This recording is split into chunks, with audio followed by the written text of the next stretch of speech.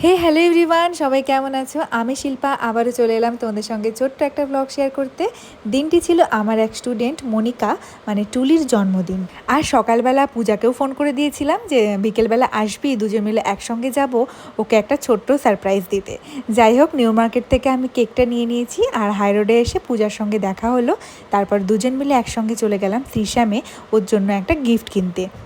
আর এখানকার কালেকশান তো সবসময় সুন্দর। এতগুলো ড্রেস দেখার পরে আমার এই কোয়ার্ড সেটটা ওর জন্য বেশ পছন্দ হয়েছে।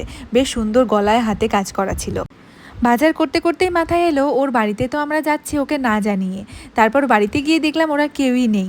যাই হোক, তারপর ভেবেচিন্তে ওকে একটা ফোনই করলাম। যেহেতু ও বিউটিশিয়ানের কাজ করে, ওর কাছে আমি আইব্রো প্লাক করাই, সেজন্য ওকে ফোন করে বললাম, তুই কি বাড়িতে আছিস? আমরা যাচ্ছি আইব্রো প্লাক করানোর জন্য।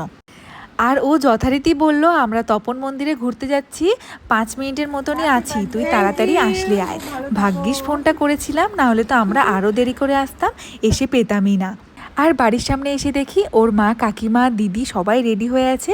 বাড়ির সামনে টোটো অবধি দাঁড়িয়েছিল। Happy birthday to you, happy birthday to you, happy birthday dear Monica, happy birthday to you Monika.